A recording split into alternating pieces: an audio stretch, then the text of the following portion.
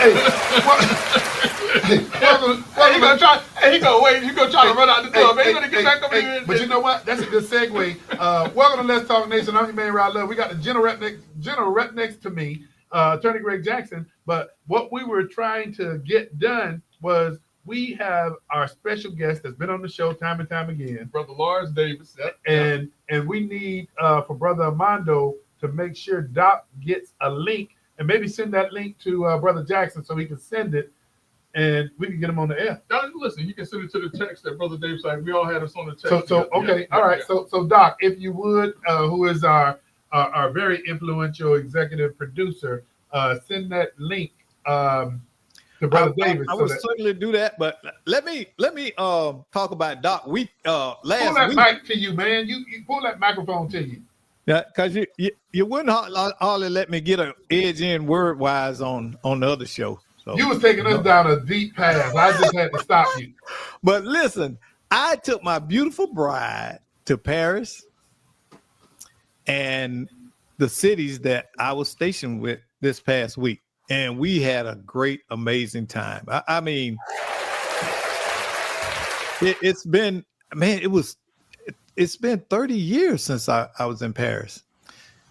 And yeah, the men and the women do pee together. So I just want to put that out there. Tell everybody about, you say you went on a mission and afterwards it worked you out. Man, listen, Greg, I did the foolish thing of walking from the Arc de Triomphe to the Eiffel Tower, down the Champs-Élysées. Bad move, brother. Bad move. What's that, 4 miles? 4 or 5 miles? What's that?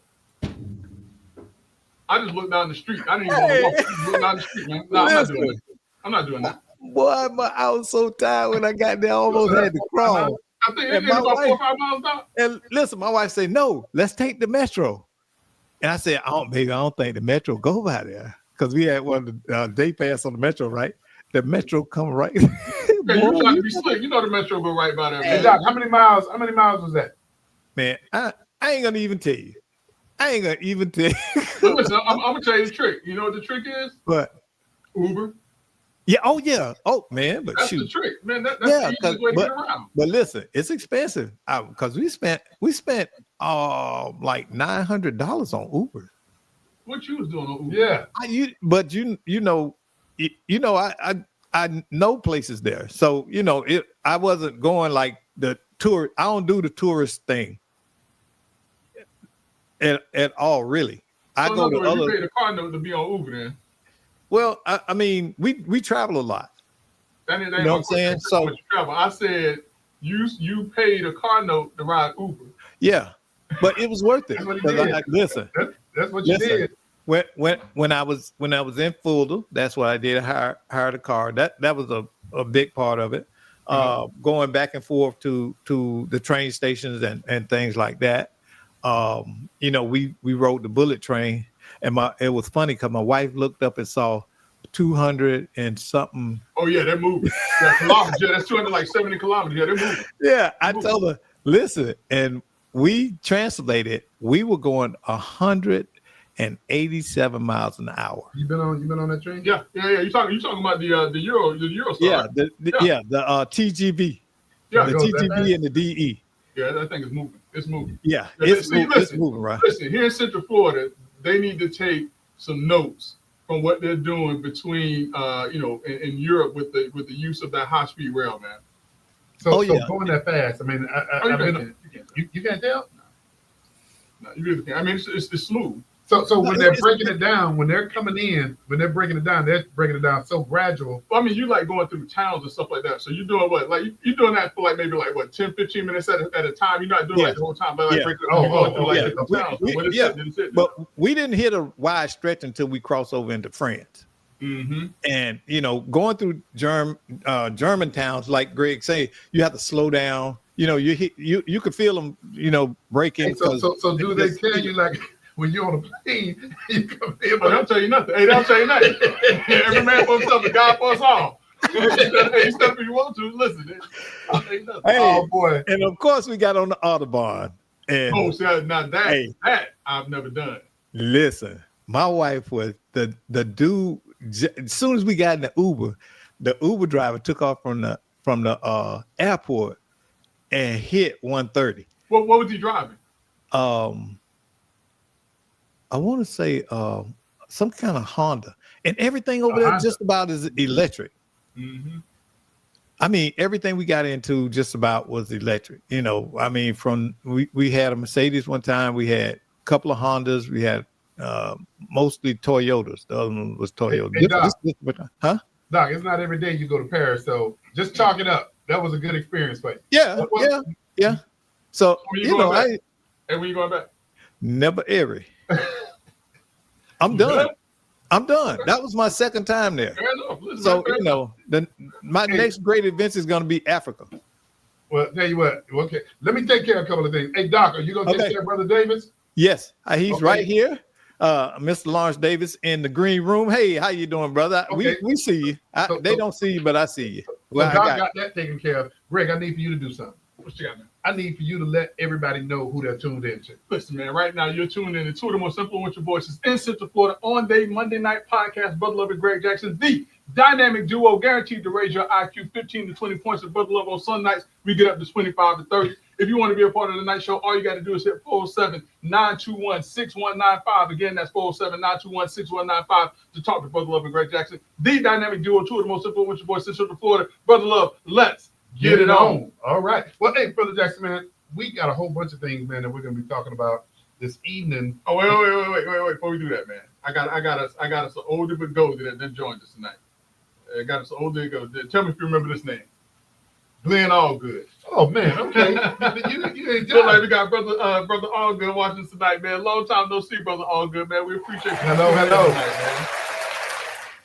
Hey, so Brother Allgood, man, Greg, that takes us back 8 years now. When we first got started, Yes. man. Yeah, he was one of the ones that kind of helped us to hone our craft. You're right. Him and Brother Shaw just come in and hey, y'all, you guys, you want. And we can't forget Lady Drina either, Oh, man. we can't forget Lady Yes. Drina. That's right, man. Listen, man, we had a crew, man, that just helped to hone everything that we're doing right now. And I saw, and I believe I'm correct, but I saw a posting by Lady Drina that George graduated, man. Oh, right. That should be about that time. Yeah, George Very graduated. nice. Congratulations. I'm surprised she didn't call us. I know. We got a bone to pick with Lady Drina. So. Absolutely. Hey, Greg, I don't know where we break Brother Davis in this. Or we're gonna do it now. Listen, because we're gonna be talking about some stuff that I don't know if Brother Davis want to be a part of. So we got to get him in now so that he ain't looking crazy. Okay.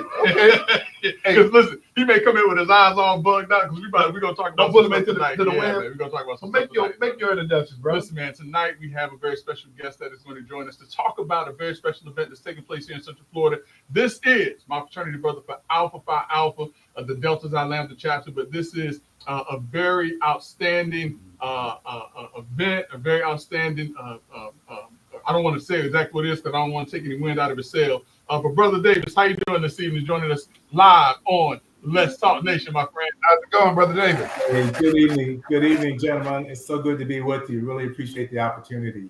Yeah. Hey, don't say that yet. Hold on, wait. Okay. I like that shirt. I like that shirt. I knew like you that would. shirt? Oh I know man, you I like would. that shirt. Thank you, Brother Davis, for bringing it all out tonight, man. I like that. We can make arrangements, brother, to take care of you. All Hey, right? Brother Davis. Hey, man, it's good to see you. And you know what? Yes. Anytime, and you know this already, but anytime under your leadership or the leadership of your fraternity that y'all have anything going on, hey man, I personally, and I know Greg is always saying it, but I appreciate the work y'all putting in out there, man. Yeah. We'll really appreciate that. You're definitely friends of our friend, no doubt about it. So. So, yeah. Brother Davis, what do we got going on the 21st of this month, man? So yes, the 21st is our 7th annual Frozen Jewel Run. We'll be at Blanchard Park. We kick off at 7:06 a.m. in the morning. It's an event that's for the entire family, right? I've registered my grandkids, my daughter, the whole family will be out there with me on June 21st. So you can walk it, you can run it, you can ride your bike, whatever way you want to move, we want you to come out and be a part of it and move with us, right? So Blanchard Park, June 21st, 7:06 a.m. And it'll just be a lot of activities that we'll have that we'll be able to involve the entire family in. Well, you just said something that actually pulled me in a little bit more. Yeah. The bicycle. The bicycle. Yeah, I knew he was gonna pick up on the bicycle part. There you Yeah, go. yeah. So I may go ahead and come on out there, man. Bring it So, on Brother out. Davis, so, Bring Brother it Davis, in order to register, what do folks need to do in order to register for? So you go to Frozen frozenjewelrun.com. That's PHROZEN jewelrun.com. So you go there and you get registered. I'm going to put a plug in for myself because I have a team, right? So if you want to join a team, join Team Davis Win. That's the name of my team. So we've got about 15 people on my team so far. nice. It'd be nice if I get up to 25. That's Okay, nice. okay. That's very So nice. so how do these bikes figure into this? If, tell me. Well, there's opportunities to sponsor the event. We'd love to have Let's Talk Nation be a sponsor for the event. We have a variety of levels. We start as low as $250, right? And we move on up to $5,000. Well, Brother Jackson, man, I Oh, Brother appreciate Davis already know. That's why he mentioned it. He already knows. Let's Talk Nation. Yeah, listen, you know, we good for something now. You know that already. So that goes without saying. Yeah. And what we're going to do is we're going to encourage, everyone who is tuned in to Let's Talk Nation to follow our lead. Yeah. And in supporting this great event. It is a family-friendly event. It's a health-conscious event. And Brother Davis has already laid out the challenge that he has 15 folks. And if you want to be a part of a winning team, he said, come and join Team Davis Win. And did I hear correctly? 7th annual. Yes. And listen, and there's something special about that 7. I don't know if he said it, but I don't know if he knows there's something special about that 7. I don't, but I suspect I know what it might be. I understand. Yeah. So anyway, but again, this event really helps us to support our scholarship fund. We just had our breakfast on Saturday, end of year school breakfast for our mentoring program, and we Was that handed the out one? And, scholarships. was that the one in Apopka? Yes. Oh, you got the word. Yes, we were in a Yeah, podcast. As Yes. a matter of fact, I don't know if anyone knows this, but Pastor Gerard Moss's son was awarded a scholarship. Yes. And Pastor Gerard Moss, who is the senior pastor of St. Paul AME Church, my church, is also a part of the Brotherhood. Yes, he is. Yes, he Okay, is. Yeah. okay. So great event. Well supported, and the scholarships we handed out on Saturday took us to over $38,000 for the year. Right. Wow. And so we would like to get to $50,000 in terms of scholarships awarded by September. So this effort would really help us with that. But again, anything that you can do to help us out, we are greatly appreciative of that. And just looking forward to everybody coming out and having fun. It is really, brother, really a great event. But Brother Davis, let me ask, those scholarships, are they, geographically specific? Is it the Apopka area? Is it Orange County? What area does it cover? It's Central Florida. Oh, okay. Wow. Okay. Typically the 4 counties, right? Lake, Orange, Osceola, Seminole. But yeah, the Central Florida area. So we have kids represented from all those different counties. Okay. All right, man. And then once again, give us the website Sure. .flight. I don't know if we have to run it across, but let's get that one more time because I want to One give more everyone an time, yes. opportunity. It is to sponsor. frozenjewelrun.com. frozenjewelrun.com. All right. And so in addition to registering for the run, individuals can also, or organizations can also sponsor Yes. this outstanding event, the Frozen Jewel Run, the 5K Run, the 7th annual Frozen Jewel 5K Run. That's correct. Yeah. Hey, Brother Davis, We have about 200 people registered, and we'd love to see that number get over 300. So okay. Hey, Brother Davis, before we sign off here, I know you have the registration. I know there's a sponsorship. Right. But on that website, can individuals, if they want to donate any other sum, can they go to that website and do that as well? yes, sir. Absolutely. You may donate on that Great. website. You may also go to hankinsjohnson.org. That's HANKINS Johnson, JOHNSON.org. And you may donate there as well. Hey, thanks a lot, man. Man, I tell you. Absolutely. Well, listen, Brother Davis, it's always good to see you, man. Keep up the great work. And if you got to hit us again and plug it again next week, man, just let me know, man. We'll do it again. Absolutely. Thank you so much. We greatly appreciate your help, guys. All right. Have a great evening. Yes, Thank you sir. for the You great were saying, work. I appreciate Thank it. All right. Take care. So listen, brother, you gotta get yourself ready, man, to go out here for the Frozen Jewel run. Get your Or bike, bicycle. or the bike. That's what I'm Yeah. saying. Get your bicycle. You know, I've been on the treadmill now. See, there you go. I've been on the There you go. treadmill. And I've been. Are you posting those pictures? What is it? One arm push-ups and all that kind of No, stuff. man, I hurt my shoulder doing a one-arm push-up. I told you that, man. I hadn't done that in a while. You know what? You just reminded me of something. Let me say this, and I wasn't going to do this. Uh-huh. I was not going to do this. But you know, Greg, I hadn't played golf in over a year. That's the problem. I hadn't played in over a year because I got a shoulder issue. Yeah. Buddies that you're very familiar with Uh-huh. continue to say, "Come on, man, let's go out, let's play. We know you Peer trying pressure. to get Peer pressure. peer pressure." Yeah. And you know, I'm gonna call the names now, man, because they made me do it. Eddie, who's an Mhm. educator, Marlo, Mhm. who's in construction, Mm-hmm. and D. Bell, who's an entrepreneur. They said, "Come on, man, let's do it. We'll take it easy on you." So I got up and we went and played golf, but I went by the dollar store before. Hand. What you got? You got some Bengay I bought some balloons. balloons. I bought one balloon that said congratulations because I wanted them to know y'all want to take advantage of me. So I bought a balloon saying congratulations. I bought a balloon that says feel better. For yourself. Yeah. And no, but really feel better for them. Y'all feel good doing this to me, right? And then it was another balloon that said good for you, which I meant good for y'all. Uh-huh. Uh-huh. And I got out there and tied the balloons to the golf cart, and the ranger was saying, "Hey man, whose birthday?" or "Congratulations." And the fellas kept smiling. We're teeing off. My ball would only, teeing off, Greg, I think I went 30 yards. No. I'm serious. 30 yards. That was on the first hole. All right. You redeemed yourself though, right? Greg. And for those of you who tuned in, I shot an 85. Oh, that ain't bad. The closest to me, I think they shot a 90 or 91. Oh, so you got at him then. Oh man, That's that muscle memory. That's the muscle memory, man. Hey, people don't believe in the muscle memory. but you know what? I don't know if it was so much the muscle memory, Greg, as it was I can't swing wild like I used to. Control swing. Hey, but that bull who walks down, Uh-huh. they were running. Hey, I just kept on pace. So to my friends, I thank y'all for inviting me So out. now listen. Did you use your driver? I did. My driver kept me alive. Really? It did. So listen, you know the reason why I stopped using the driver is because I couldn't control it. So I was figuring that if your shoulder was out, if you go to your irons, man, you might. Great. I remember playing with you before, and all you was hitting was that iron, but you hit the bow. Listen, all I hit are irons, man. I don't hit nothing but irons, man. Me, you, and Mary Nelson went out. This was years back. Yeah. And I was like, Greg is not gonna pull a drive out that bag. No drivers, man. Never I pulled can't it out. control it. I can't control the driver. But So you I was- learned how to hit my irons, man. Man, you was hitting that thing as long as we were hitting drivers.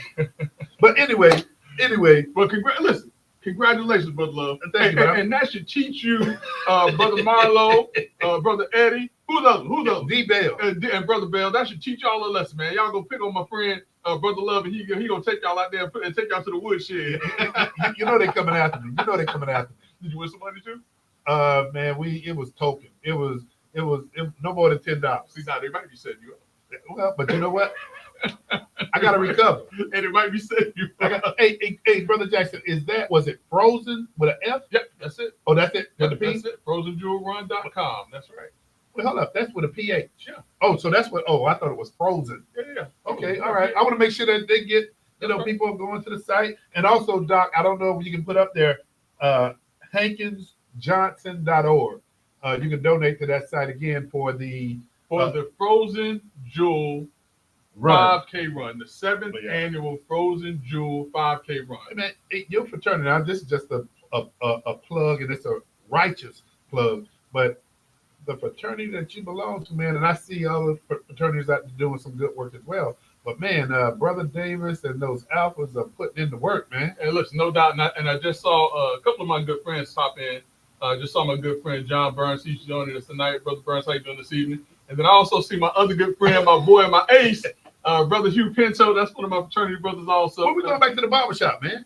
You know what we do need? Listen, it's election season. We need to seriously be talking about doing another barbershop talk. Man. Speaking of the election season, there is a forum taking place Greg, it might be as we're speaking right now. It is, man, but they ain't nobody else to do it, so I don't want to talk about it. I'm not gonna talk. I'll let you talk about it. We're gonna sit outside with Brother Armando. I ain't gonna talk about it. It is the Senate District 15 forum, and of course, Greg, Who's showing up? that's a good question. I don't know, but let's tell everybody who are the candidates that's in that race real quick, man. We got time, man. Look. Oh, you already. Oh, so then let me hit the rewind. Yeah, look, hey, Greg, you gotta stay. Listen. Just because you won your little golf match on Saturday, don't mean you coming over here. I'm just jumping now. all over stuff, I'm man. feeding now. Just jumping all over. But tell you what, then let me back up, Greg. And Greg, give us an update on the President Trump, Elon Man, Musk. have you been watching what's been taking place? Hell yeah, I have. So listen, I mean, you know, there was a love affair, a big time love affair, love fest, bro fest with Donald Trump and Elon Musk. Some would say that the efforts of Elon Musk and his ownership of X actually helped to push Donald Trump over the top with this last election. Donald Trump. Well, he actually said it too now. Yeah, he did say it, but Donald Trump would tend to disagree, and obviously so. I mean, you know, you don't want somebody saying that. And so, you know, so much so that Donald Trump asked Elon Musk to head up the Department of Government Efficiency, DOGE, for a period of 130 days, which Elon Musk did that. He found several areas of government what's considered to be overspending or fraud and abuse and different things like that. Donald Trump praised him, and Elon Musk just recently said that he was exiting because he had already used all of his time on the special assignment with DOGE, and everyone thought that everything was good. Nobody was none the wiser until last week or early this weekend, late in the week, where after Donald Trump was pushing his budget bill, that Elon Musk basically came out and said that the bill was disgusting. You're right. But you left out one important piece too. What's that? Upon the exit, and I'd never seen this before, but Elon Musk got a key to the White House. Listen, yeah. I mean, and he had carte blanche to the Oval Office. So much so that his son would come and sit with him in the Oval Office and give interviews with his dad. And his son's like 2-3 years old, so it's not like a big deal. But yeah, so he basically said that that the bill was disgusting. Donald Trump kind of ignored him and said, hey, listen, I don't know what's going on with Elon. He must just be disgruntled because he's no longer a part of the administration.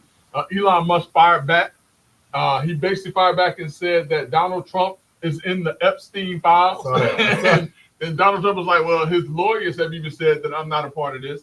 And then Elon Musk even shot back and said that Donald Trump should be impeached, and said that he was going to start putting money towards Democratic candidates. And so at this time, it appears that Donald Trump and Elon Musk, although Elon Musk has extended an olive branch, that both of these individuals are at war with each other. And I did see something. It was late last night, Greg, and so I don't know if this is a sign that things are subsiding. But I did see where Elon Musk started deleting quite a few of his tweets that was going the back and forth. So, well, yeah, Donald Trump said he was going to cancel his $1 billion government contract. But I saw that part, and then you also saw the retort to that part where Elon Musk then made the statement that he was looking at decommissioning the Dragon space. And then 15 minutes later, he came back and said what? But do you know what the Dragon is? Yeah, that's space station. That's what takes the astronauts back and forth to the space station. Yeah, but he's not going to do that. Elon Musk, man, I've always thought this, and I've always said this. Elon Musk is a person that craves attention. Well, he certainly has it now, though. He most certainly does, and I think that he has it with the wrong person. Yeah. And I think that Brother Burns has said it best. That both men are volatile, but Trump is showing an amazing amount of restraint right now. Trump is no stranger to the political back and forth or the barbs and different things like that. If you remember what happened with him and Marco Rubio, and Marco Rubio is now Secretary of State.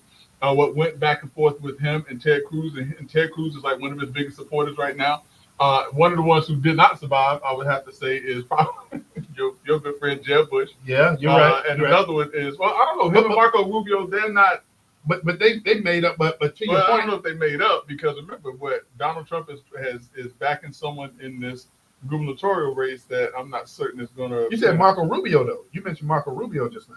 Yeah, the him and that Donald Trump and Marco Rubio used to have words back and forth. Maybe call him Little Marco. Yeah. But Lil Marco, well, no, not Lil Marco. United States Senator Marco Rubio is now the Secretary of State. Secretary Secretary of State. and so that's my whole point. That's my whole So that's what I'm saying. So Trump has had these barbs in the past, and he's able to get past it. But those were diplomatic individuals. Mhm. Marco Rubio didn't do like the whole back and forth. Ted Cruz didn't really do all of the back and forth. I mean, even to some extent, Ron DeSantis did, but then he backed off from it. He's very diplomatic with it.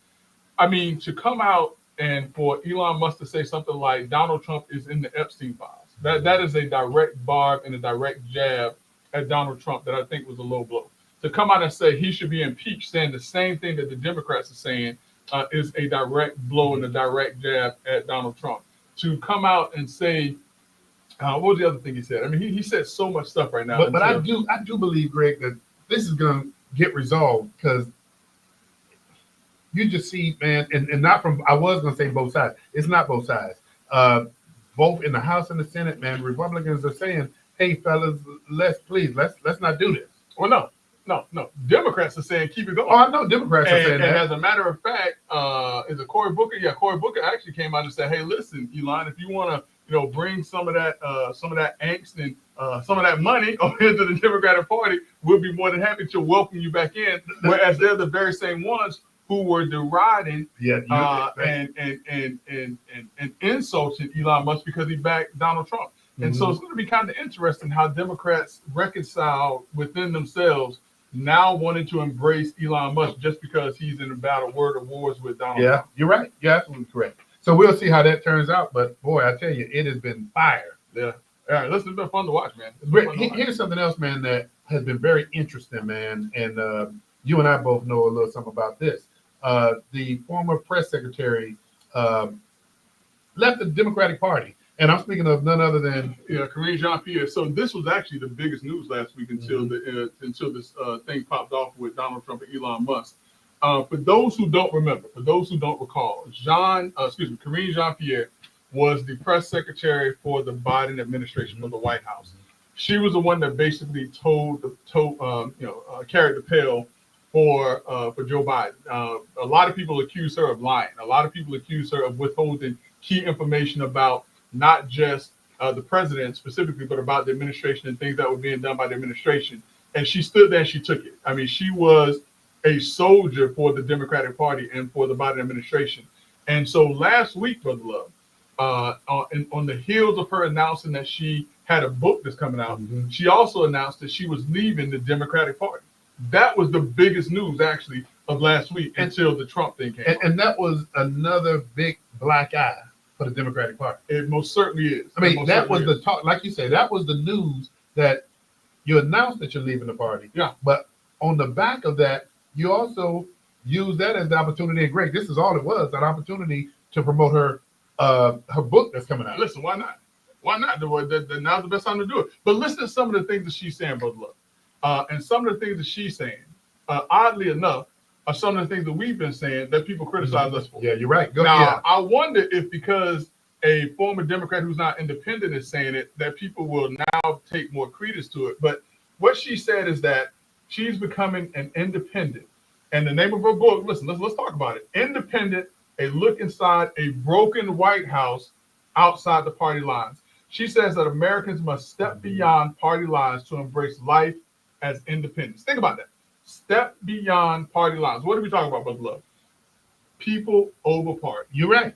You're right. Issues over party. And we have to get beyond this thing of falling in line and just doing whatever the party tells us to do just to be in with the in crowd. The other thing she said, she calls on Americans to vote their values. Think about that. How long have we been saying this, Brother Love? I've been saying it for a long time. Listen, to vote their values, resist political tribalism, which we've been talking about, and embrace individual conviction over party loyalty. Now, Brother Love, we've been saying this for at least 5 or 6 years. You're right. Now Karine Jean-Pierre is saying it. We got talked about though when we were saying it. Yeah. Now, is anyone going to step out and say anything about Karine Jean-Pierre? Because what she's saying is absolutely correct.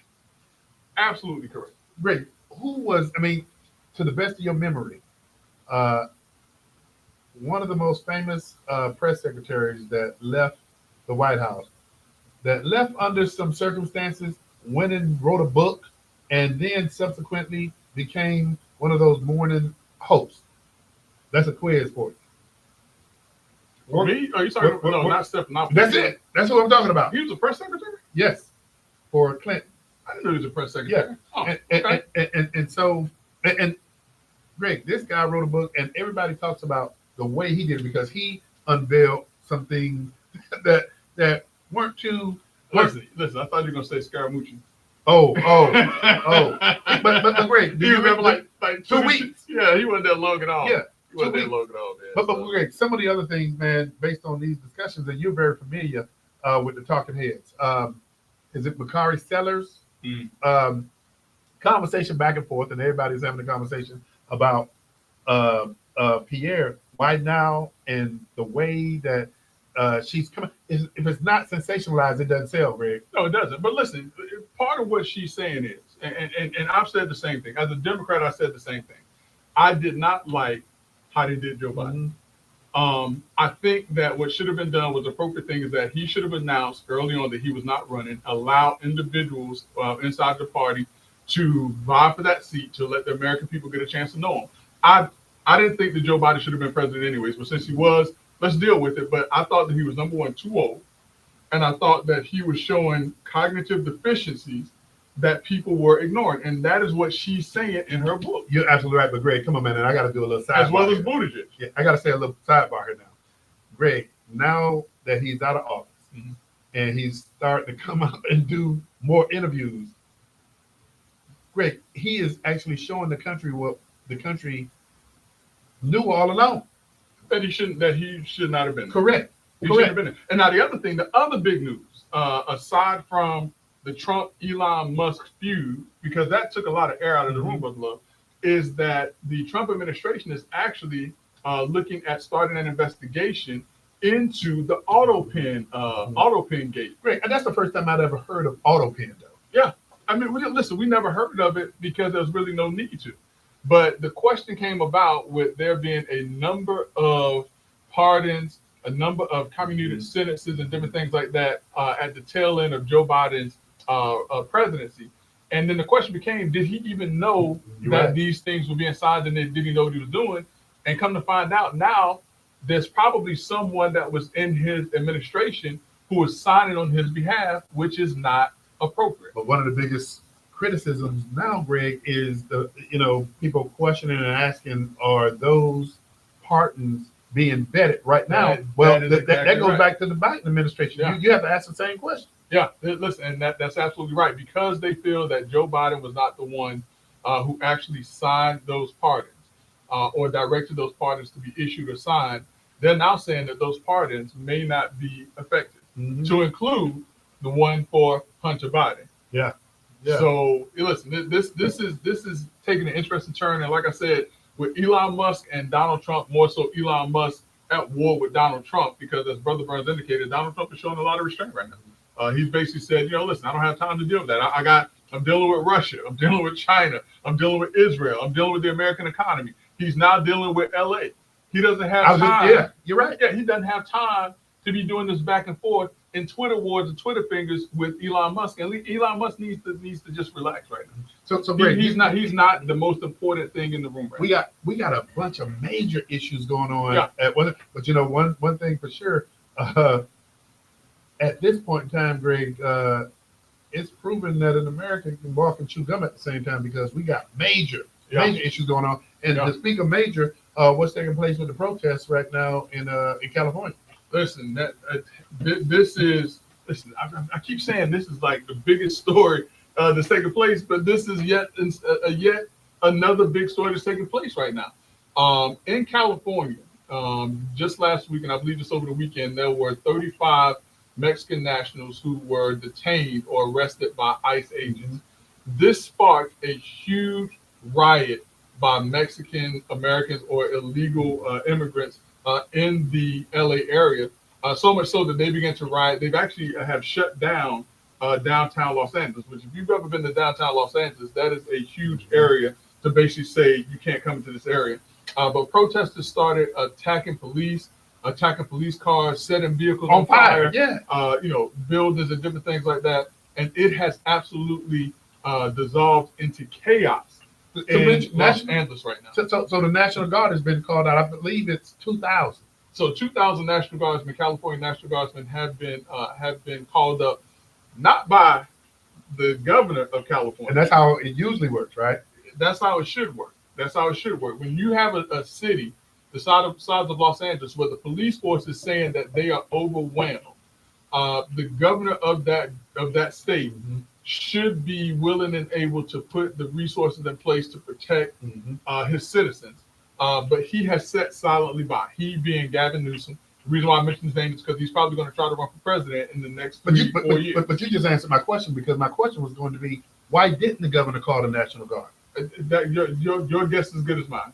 But the governor of California has not only has he not called the National Guard and refused to bring in the National Guard, he is now suing the Trump administration for activating the National Guard, which Trump has activated the National Guard under Title 10 of the Federal Code, which basically says that he is using the National Guard and he has activated them in order to protect immigration agents and other federal law enforcement agents. But something that's real interesting, man, and you and I, we can look at the optics of what we're being shown from the different media views. Yeah. But when there's a great deal of criticism about calling in the National Guard now as a layer of support, and you see you see police cars being burned, and then you hear from some of the talking heads that are local in that California area that are elected representatives,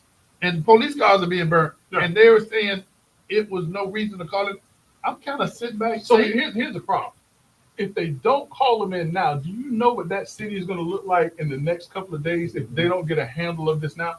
We have not forgotten. Some people may have forgotten, but we have not forgotten the Summer of Love in Minneapolis, where they basically and in Seattle also, where they basically took over an area in that city, and people were being murdered in those areas. People were being raped and brutalized in those areas because law enforcement would not go into those areas. I cannot imagine, number one, illegal immigrants, individuals who are there, who we don't know what they have, what weapons they may have, who take over a city. That is probably one of the worst things that you can imagine. And so for the governor of California to want to sit idly by, listen, if you disagree with Donald Trump about how he's doing it, that's fine. But as a governor of California, you have to have something in place to get a hold of this mess before it gets worse than what it has already. And you're absolutely correct, man. But just, great. Looking at the optics, man, looking at how this thing has gotten totally out of control. And I think the National Guard just arrived, a day or so ago? Yeah, they just, yesterday, if I want to say, if I get it right. Yeah, yesterday. And not only that, they have 700 Marines that are on standby also. Now, listen, no disrespect. I'm former National Guard. All right, I was Army National Guard, infantry, 11 Charlie, who are also naval intel. I don't know if people know that or not. So yeah, I mean, the glasses that tell you a little something about the intellect. I have to say that. But when they call in the Marines, you calling in some. Listen, they have 700 Marines that are on standby to go into this area. Now, listen, I know the Marines aren't going to go in and do anything that's inappropriate or unprofessional. But that lets you know that they are serious about containing what's taking place in this area. Yeah. The Marines, they call in the Marines to go in to protect embassies and things like that, because these guys know what it takes to keep things in order. To that point, and Greg, here's what a lot of the conversation is all about right now. And with your former military, Greg, the discussion is being wrapped around the rules of engagement right now, since you have the National Guard and you also have the Marines on standby. When they talk about the level of engagement, what specifically are they talking about? If the protesters do what, then what happens? So listen, I've been called up. I've actually been called up. I was called up during Hurricane Andrew. And during the time that I was called up, and Brother Pinto may remember this also, it was a scary time. It was a scary time because, number one, there was no electricity all throughout Miami. And that's what they deployed us to, down to Tamiami Park, and that was kind of the base that we operated from. But there was also word and rumblings that the Haitian gangs and the Jamaican gangs were making plans to rob. At that time, that's when they had like the paper food stamps. Yeah. They were making plans to rob the food stamp trucks. So they literally would position us on top of buildings and in front of buildings, different areas, and they gave us live ammunition in order to be ready to engage if we needed to. Now, here's the thing, and I'm not giving up anything too much. You do not keep your weapon loaded. That's first and foremost. So in terms of the rules of engagement, you don't have to worry about any accidental fire taking place Okay. because that is very well controlled. The only time that you load your weapon is when you are given a command to do so, when it is the last resort that you have, and you do it in a very controlled manner. And not only that, you only have a certain number of ammunition inside of your magazines as well. So you don't have somebody that's like, you like see like like the double arm and doing this stuff. No, it is very controlled. The individuals who are in those areas, even the National Guard members, are professionals, and so they're not going to do anything that is going to sink into some type of war zone. But you just said something, man, I think that explains everything. And when you mention the word last resort, Yeah. I think Bro, that helps people understand that if those individuals are not in a situation where there's going to be a loss of life or a threat to their life. If they're being fired upon. Yeah. 1,000. Yeah. Yeah. I mean, if they're not being fired upon, there's it is a very controlled, military members, even like I said, even the reserve components are very well trained. They know how to handle certain situations. The ones that they're sending in there, I know that they are well trained to handle these types of situations. They're probably military police, is what I'd be surprised with, even infantry, which I wouldn't be surprised if it's an infantry unit or a military police unit. But yeah, they are going to be very well trained and capable of handling this job. Rick, 2,000 more troops on the way, guys. Just to What? let Say y'all that know. again. 2,000 more troops are on the way. 2,000 Just more got- So does that make Just got 4,000 announced. at that point? Just got announced just now. Is that going to make 4,000? I believe so. Let me check it out. I'll look into it right now. Yeah. Man. Yeah. I mean, listen, but you cannot, and let me say this again, you cannot allow the types of activities, this rioting, this destroying property, this setting fire of law enforcement vehicles to take place. That makes 4,000. That is not the way that this country, uses its right to free speech and to express themselves. That is not the way to do it. And Greg, based on what we've seen, though, I mean, again, and you and I, we view all the different media outlets just to kind of get a real good perspective. You just can't watch one and Right. think that is it. Right. But what I've been seeing across the board, Greg, is since the National Guard has been there, you've seen that presence. I've been looking for law enforcement, and I haven't seen. Oh, they're there. Okay. No, they're there. I mean, but they are overwhelmed right now. Okay. I've seen the videos with law enforcement trying to control the crowd. They're using rubber bullets right now. That's what law enforcement is using. But they're there. It's just that they're becoming overwhelmed. Overwhelmed. Yeah. Okay. What you got, Doc? Yeah, it's kind of funny how all this anarchist type stuff takes place on the West Coast.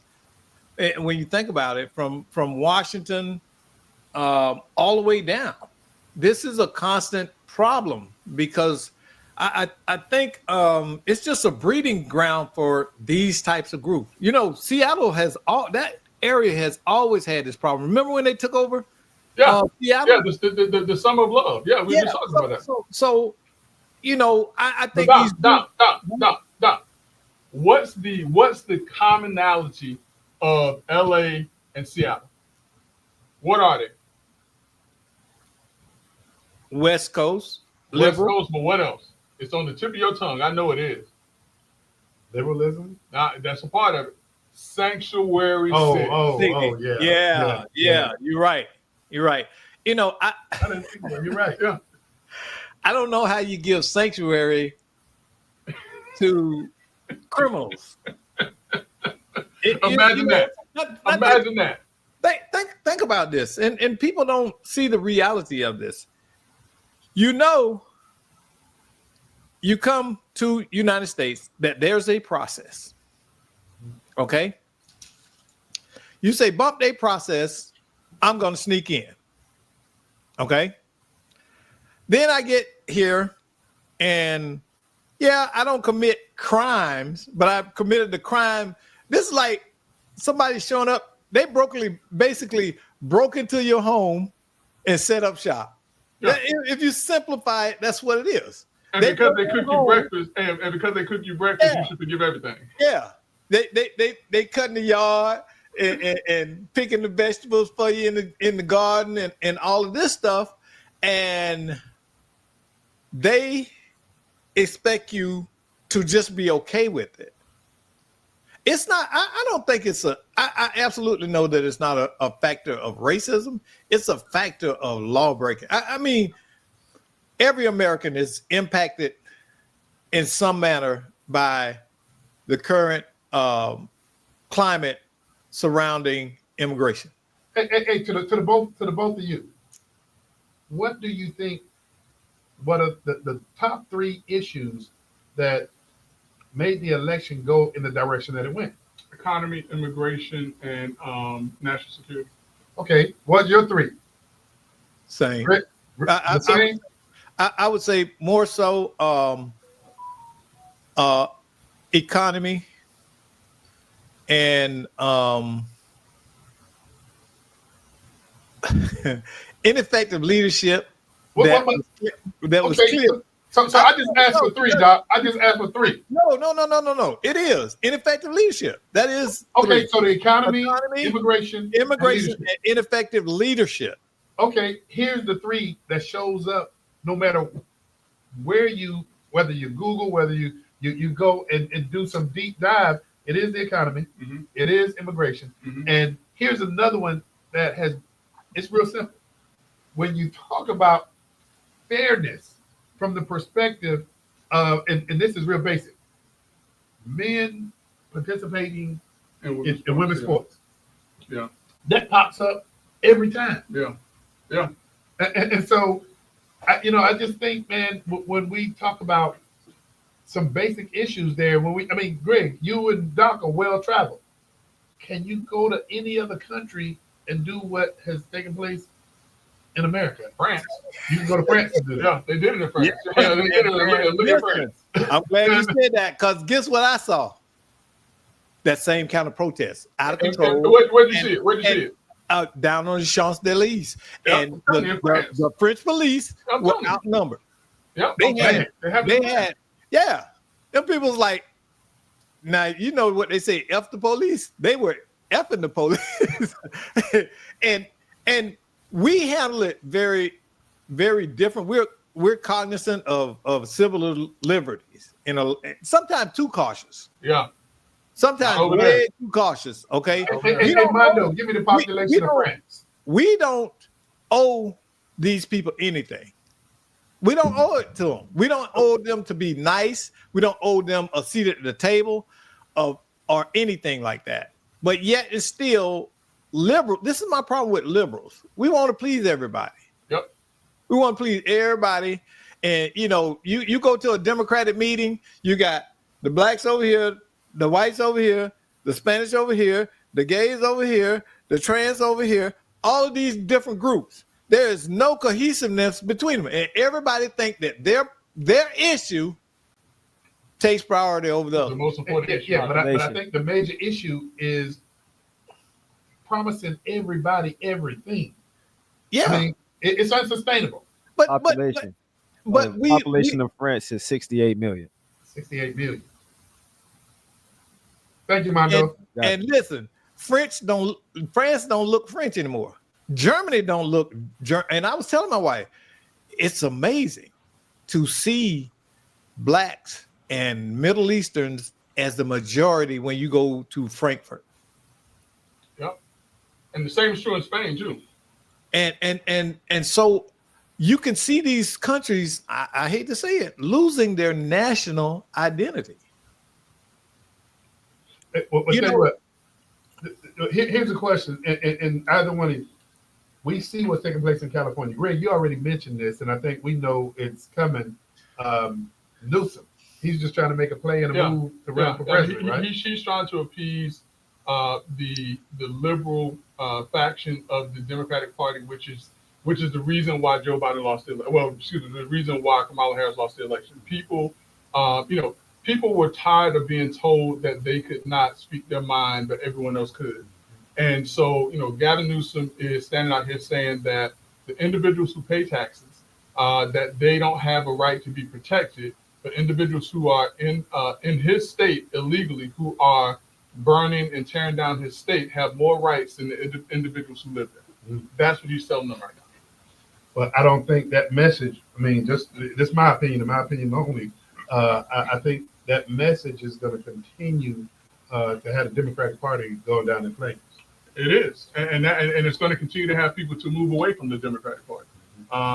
There are many more Democrats who are to the center than there are ones that are to the left. Well, tell you what, hey, Brother Jackson, I know, we're down to 10 minutes, and I don't want to get into the rapid round with you just yet. Okay. But Greg, let's keep it local. Let's bring it back local. All right. Osceola County Sheriff. Brother Love, this is the biggest story last week. If it went for Trump, plus this locally, Yeah. literally is the biggest story in Central Florida for the week, and probably going to be the biggest story for a long, long time. But the Osceola County Sheriff, Marcos Lopez, was arrested last week, Brother Love, on racketeering charges and conspiracy for racketeering. This is based around the fact that he was a part of, if not running, or the ringleader of an illegal gambling operation in Kissimmee, Osceola County. Did I get this correct, Greg, when I was reading the different information on this, that this started back in based on what's been reported, started back in 2019. 2019, and as a matter of fact, they're saying that portions of the proceeds were probably used to fund his political campaign. So This before he became sheriff. before he became sheriff. And so this story is absolutely ridiculously huge, because you have a sheriff, the chief law enforcement officer, constitutional officer of Kissimmee County, Florida, who is now being accused of racketeering for running an illegal gambling ring where he had slot machines, I don't know if it was poker, but like all of these machines that they were bringing in somewhere to the tune of $20 to $21 million per year. Greg, how did that go on? So, I know I'm not asking you the question, but 2019. So listen, that is the question that the investigation that is now being started is going to answer, because he was not doing this in a vacuum without the help of other law enforcement individuals. Well, can you update us, because just based on some of the headlines, last night or today, that 2 of his top leadership have been terminated from the sheriff's office. So one of which that I know specifically is the executive director of the Osceola County Sheriff's Office, which is Nerva Rodriguez, has been terminated, but there's no indication that she had any knowledge or any involvement in this. But as this investigation goes on, who knows what we're going to find out about what's been taking place in that Osceola County Sheriff's Office. And Greg, I believe if I read this correctly, his bond is set at $1 million. Set at $1 million, which means that 10%, if he can get a bond, that's $100,000.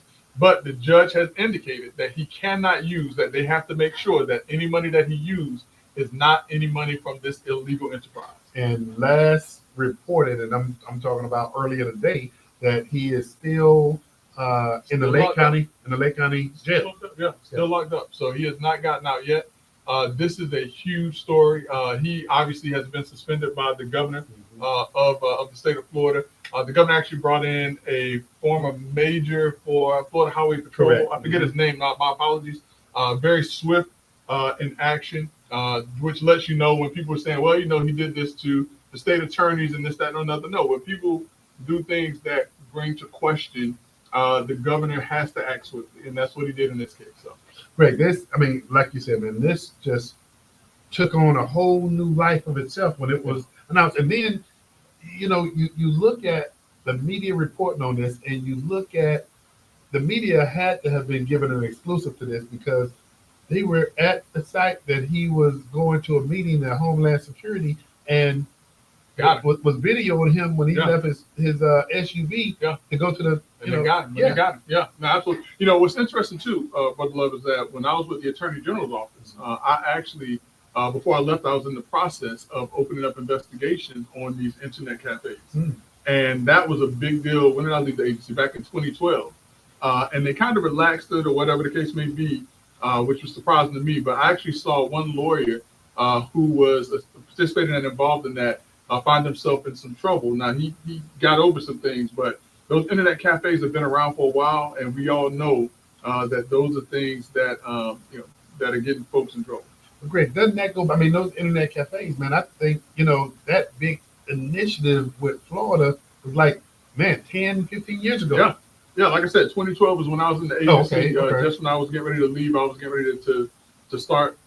I was getting ready to Man. start putting my foot on some people's necks. Hey, on that. so needless to say, gambling is Well, gambling's not bad. Remember, you have legal. You got legalized. right, and you do have poker rooms and different things like that. But the way that this was being run was absolutely well. Let me take a step back.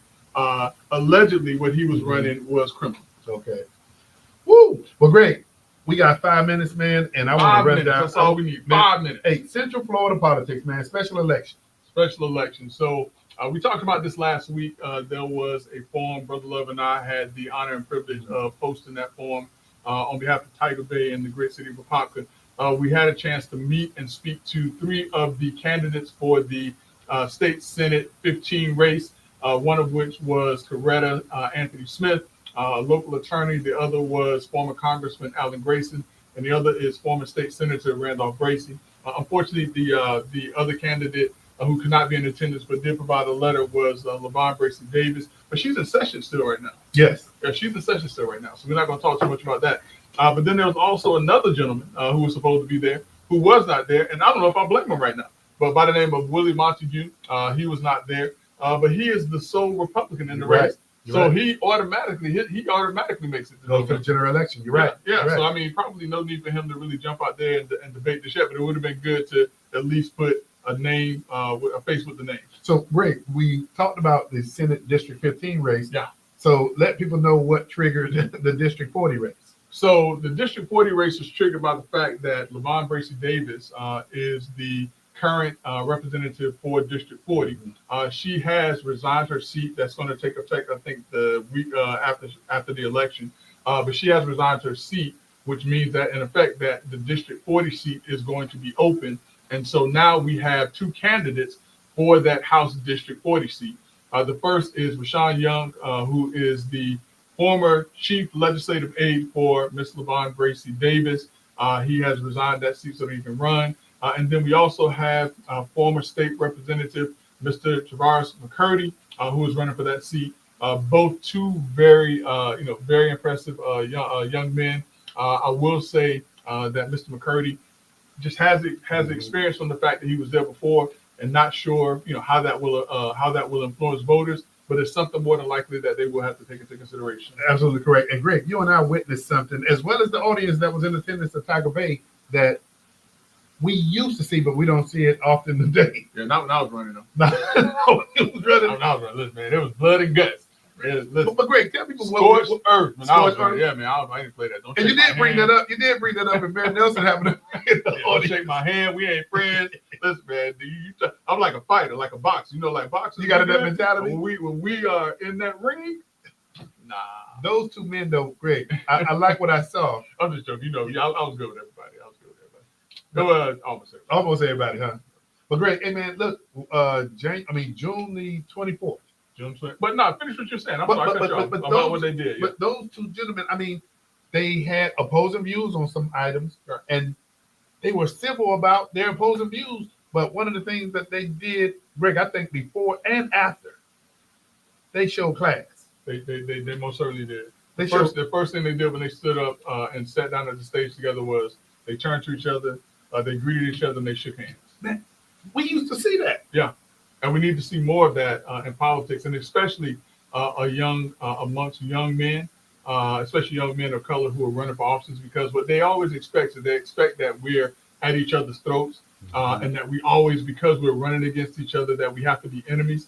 One of the things that I learned, and one of the things I always tell people is that, and I said this also, you have to have respect for the people that are running, because each person is putting themselves up to serve the community. Right. And you have to respect that. It doesn't matter if we disagree with each other's views, they still have the same common aim of serving. You're right. You're absolutely correct. Hey, Greg, I do want to say this, man.